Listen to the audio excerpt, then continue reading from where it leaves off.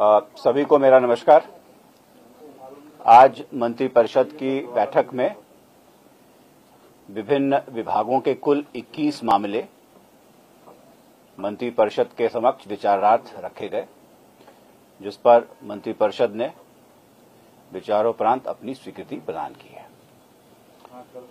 पहला उद्योग विभाग से messrs Eastern India biofuels private limited, Ganeshpur, Paroda, Krityanand Nagar, Purnia है ये, और 65 किलोलीटर पर डे की क्षमता वाले इथेनॉल इकाई की स्थापना की जाएगी और जिसके लिए 96 करोड़ 76 लाख 23 हजार रुपए के निजी पूंजी निवेश और उस पर वित्तीय प्रोत्साहन क्लियरेंस की स्वीकृति दी गई है। उसी प्रकार से एक बहुत ही अहम फैसला उद्योग विभाग का ही लिया गया है और वो है मेसर्स कल्याणपुर सीमेंट लिमिटेड, जो नेशनल कंपनी लॉ ट्रिब्यूनल के तहत थी और उसके आदेश के आलोक में उसके अधिग्रहण के पश्चात उसको messrs Dalmia DSP limited, Banjari, Rohtas के पुनर्वास पैकेज की स्वीकृति मंत्रिपरिषद के द्वारा दी गई है। तो ये एक जो सीमेंट प्लांट है ये चालू हो जाएगा और ये राज्य के इंडस्ट्रियलाइजेशन के क्रम में ये बहुत ही अहम फैसला मंत्रिपरिषद ने लिया है। श्री मिथिलेश कुमार सिंह जल संसाधन विभाग के तत्कालीन कार्यपालक अभियंता थे। इन्हें सेवा से बर्खास्त कर दिया गया था और माननीय उच्च न्यायालय के न्यायाधीश के क्रम में पुनः डिपार्टमेंटल प्रोसीडिंग चलाए जाने का निर्देश प्राप्त हुआ है। इसलिए उनको अभी तत्काल उनकी जो बर्खास्तगी है उसको रद्द करते हुए उनको सेवा के अंदर लेते हुए उनके विरुद्ध विभागीय कार्यवाही चलाई जाएगी। राज्य में वित्त विभाग का है, राज्य में दिनांक 1/9/2005 से और उसके बाद जो कर्मी नियुक्त हुए हैं उनके लिए नई अंशदायी पेंशन योजना लागू की गई है और उसे राष्ट्रीय पेंशन प्रणाली के रूप में अधिसूचित किया गया है और जो वित्त विभाग का एक संकल्प है 31/8/2005 में, उसमें जो उल्लेखित जितने भी कर्मी हैं उन सबको उसके तहत लिया गया है, उनके लिए विस्तारित किया गया है।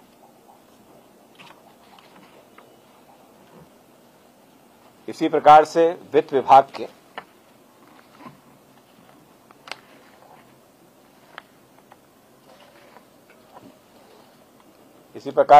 के द्वारा जो 1/7/2021 से जो डीए बढ़ने की स्वीकृति हुई थी, तो उसमें जो जुलाई और अगस्त का जो भी बकाया राशि है वो सीएफएमएस में एक ही महीने का लेता है। इसलिए ये मंत्रिपरिषद ने निर्णय लिया है कि इस बकाया राशि को अक्टूबर महीने का जब वो सैलरी लेंगे तो उसी के साथ उसे एकमुश्त करके उसका भुगतान कर दिया जाएगा। वित्त विभाग के ही दो अन्य अहम फैसले हैं। एक है कि कुछ एक कर्मी हैं बिहार सरकार के जो सिक्स्थ पे कमीशन से गाइडेड होते हैं, तो जो सिक्स्थ पे कमीशन से गाइडेड होते हैं उनके लिए 1/7/2021 से उनका जो डीए था वो 164% से बढ़ा करके 189 किया गया है और जो पंचम पे स्केल से कनेक्टेड हैं, कुछ एक कर्मी हैं, उनका जो डीए है वो 1/7/2021 से 312% के स्थान पर 356% किया गया है। तो ये वित्त विभाग के फैसले थे। सामान्य प्रशासन विभाग के द्वारा जो बिहार तकनीकी सेवा आयोग अधिनियम 2014 है और उसका जो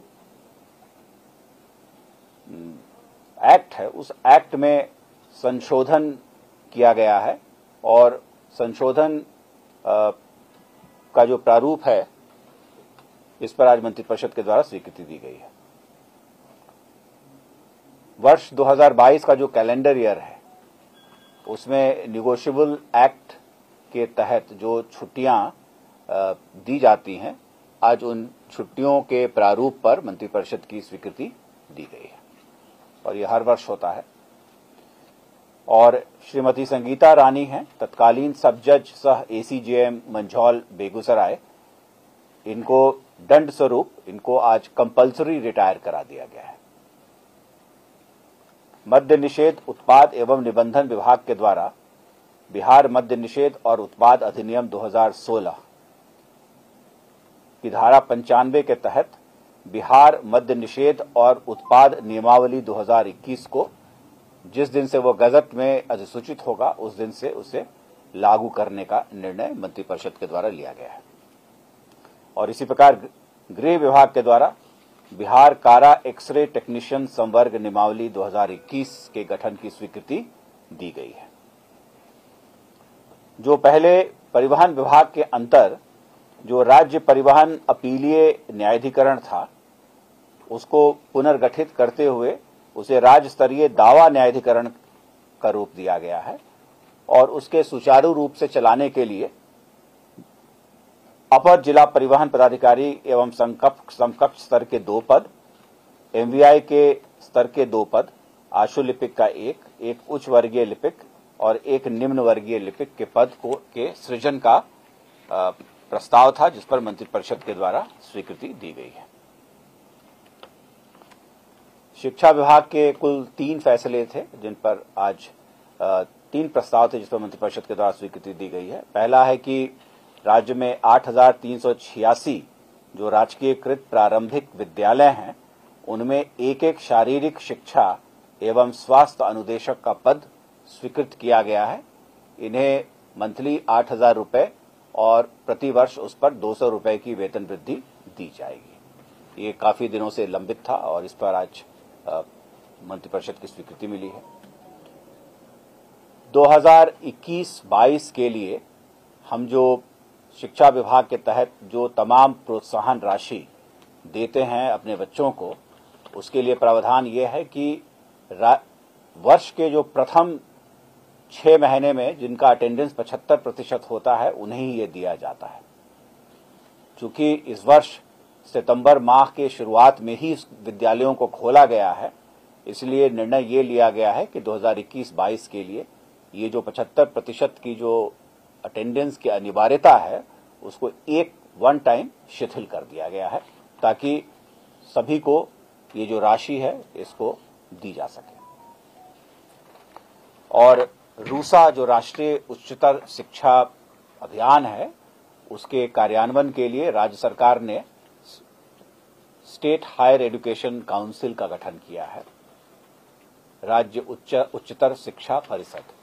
तो इस राज्य उच्चतर शिक्षा परिषद में कुल 20 पदों के सृजन की स्वीकृति मंत्रिपरिषद के द्वारा दी गई है, जिसमें 7 पद ऐसे हैं जो नियमित सेवा वाले पदाधिकारी उस पर डेपुटेशन के आधार पर आएंगे और 13 पद ऐसे हैं जिन पर संविदागत नियुक्ति की जाएगी।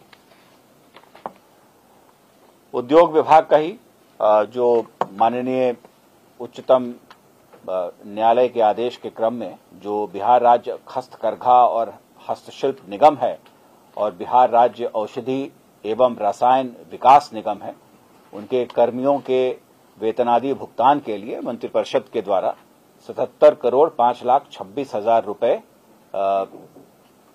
समतुल्य राशि सशर्त ऋण के रूप में बिहार आकस्मिकता निधि से अग्रिम स्वीकृति देने के प्रस्ताव पर मंत्रिपरिषद के द्वारा स्वीकृति दी गई है। लोहिया स्वच्छ बिहार अभियान द्वितीय चरण की स्वीकृति, यह प्रस्ताव ग्रामीण विकास विभाग के द्वारा लाया गया था, उस पर स्वीकृति मंत्रिपरिषद के द्वारा दी गई है। और अभी आपको जानकारी है कि पंचायत के इलेक्शंस चल रहे हैं, तो पंचायत के इलेक्शंस को निष्पक्ष और पारदर्शी रूप से चलाने के लिए 2 महत्वपूर्ण निर्णय लिए गए हैं। एक है कि बिहार पंचायत आम निर्वाचन 2021 के अवसर पर डबल वोटिंग नहीं हो, इसलिए प्रत्येक बूथ पर बायोमेट्रिक्स की व्यवस्था की जाएगी और इसके लिए भारत सरकार का एक उपक्रम है, broadcast engineering consultant India limited, ये बेंगलुरु में है, इसको नॉमिनेट किया गया है। और उसी प्रकार से प्रत्येक मतदान केंद्र पर जो मतदान चलेगी और जो मतदान की प्रक्रिया होगी, उसकी लाइव वेबकास्टिंग की जाएगी। तो उसके लाइव वेबकास्टिंग करने के लिए निक्सी जो भारत सरकार की ही एक उपक्रम है, उसको मनोनीत करने का निर्णय मंत्रिपरिषद के द्वारा लिया गया है। और अंततः स्वास्थ्य विभाग के द्वारा डॉक्टर श्रीमती अनामिका, ये चिकित्सा पदाधिकारी प्राथमिक स्वास्थ्य केंद्र खड़गपुर मुंगेर में हुआ करती थी और 13/7/2016 से अनाधिकृत रूप से अनुपस्थित हैं, तो उनको सेवा से बर्खास्त करने का निर्णय मंत्रिपरिषद के द्वारा लिया गया है। तो ये कुल 21 मामले थे जो आज मंत्रिपरिषद के समक्ष रखे गए थे।